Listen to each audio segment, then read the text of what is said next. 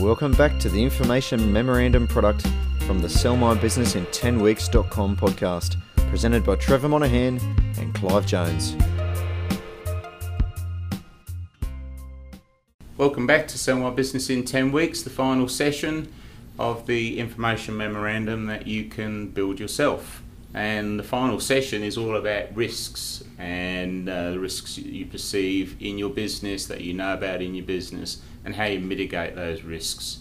The probability of those things arising, and what processes or structures that you have in place to mitigate the danger. And you're really trying to get rid of the fear of uncertainty that a potential buyer might have. Again, as we talked about in the last section on competition, we want to actually put it all on the table and let them make an informed, educated decision about buying your business. And if you've got something worth buying, if you be totally honest about it, and they've got no reason to disbelieve or disagree with anything you say, then if they've got the money, they will buy the business. If you let them make their own assumptions, who knows what assumptions they're going to make. They will find these things out eventually, and if you don't offer them in advance, I'll often find that they'll punish you in the end. Yeah. They'll either walk away or drop the price significantly, where if you had just offered them with a plan to mitigate those risks at the start, things work out much better. When I'm valuing a business as an independent valuer, I'll come in, I'm trying to guess these risks, and I'm a chartered accountant, I'm conservative by nature, so I'm thinking the worst of a business. But if I'm told by a business what are the risks and what are they doing to mitigate it, I feel much more comfortable as a valuer, and I'll give that a bit of valuation. That's it. As a coach, I'm in there trying to help you minimise the risks by having systems in place for anything and everything that might happen. Okay, so we're at the last section of the Information Memorandum document at the moment, and it's all about the risks. So let's look where we've come from. We've looked at the big opportunity, we've talked about the background of the business, we've talked about who our target markets are and what niches do we play in, why are they so important to us, and who are our existing customers in those markets. We've talked about what products and services we provide to get, to solve those problems of those people. We've talked about our marketing, sales and distribution strategies and processes to make sure that those people get our products. We've talked about how our great people inside our business make our business even greater. We've talked about, obviously, within that, who's coming on board post-sale and who's not. We've talked about all the production resources in terms of technical resources and back-end resources. We've talked about all our systems and procedures and checklists we've got in place. We've gone in depth about the numbers and pulled out some of the key performance indicators that the potential buyer will want to know about. Or maybe we've chucked in a fancy chart or two if we've got the skills to do that. We've then said, hey, but there is competition, but wait, don't worry about that. We've got some of them covered in some ways. You don't have to be the best in the marketplace, but you just have to be better than some. But even the big players, you're going to have some competitive advantages.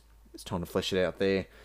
And then we're going to talk about what are those final risks. Now, it's a funny section, this one, because most business brokers and most advisors that I talk to on a casual basis say that I'm mad in including this kind of section in a document. So it's not for the faint-hearted, but as I said in the video intro there, as a valuer, you don't want me making any assumptions about what the risks are, because I'm engaged to be as conservative as possible to pick holes in that business. So why are you going to let me decide what might be a risk? Okay, it just doesn't make any sense.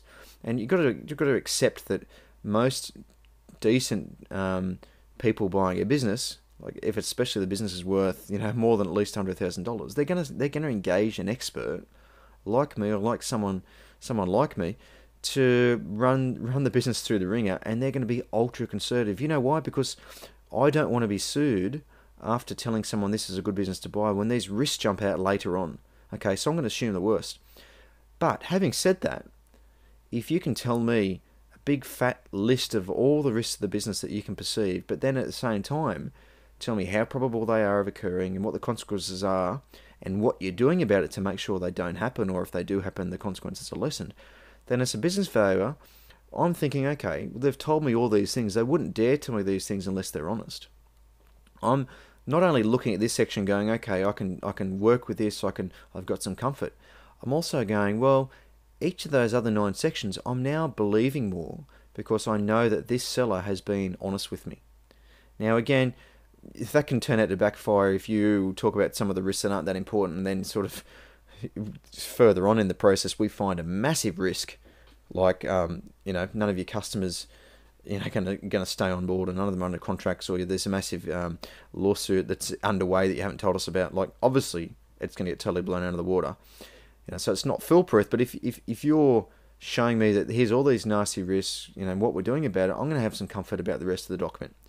So again, leave this out at your own peril. If you don't think there's any risks in your business, then you're crazy. You don't know business very well, because I've got several businesses and I've got massive risks in every one of them, and I like to think I go okay in running businesses. So if you think you don't have any risks, then you're crazy. The buyer's going to see risks. Your buyer's advisors are definitely going to see risks and think the worst. You have to put stuff here. But having said that, you don't need to go on and on and on about them. You just need to identify them and then briefly say how you mitigate them. It's really in your interest to do this, because you're going to get so much credibility throughout the rest of the document. And you know what? You may have a buyer or the advisor reading the rest of the document just going, yeah, sure. They read through the marketing, they read through the numbers and go, yep, that's all fluff. They've just had someone write that stuff up, marketing PR person write it all. This document isn't worth anything. Then they get to this section here and they say, oh, hang on. They've actually been very upfront about these risks, but in a very logical way, try to explain how they're mitigated. You know what will happen? They'll go back and they'll start reading the rest of that document again, especially if they've skipped sections because they didn't believe them, and they'll actually give a bit more weighting to the believability of those sections. Again, so if you've got two businesses that are being looked at, they're looking at yours and somebody else's, they both paint the same kind of rosy picture, except one goes through and identifies the risks and the mitigations, and one doesn't even talk about risks. There's only one that's going to get an offer, that's for sure. Or the other one will get such a lower offer than yours. So at the end of the day, it's super critical, and just think about it. And you might want to actually do some research. If you don't know what your risks are, go and talk to some ultra-conservative people. We all have people in our lives that are those big naysayers that just think that the sky is going to fall in. They are great people to brainstorm with these kind of things. You might have a spouse, or you might have a best friend that's just never really trusted that you can make this business work.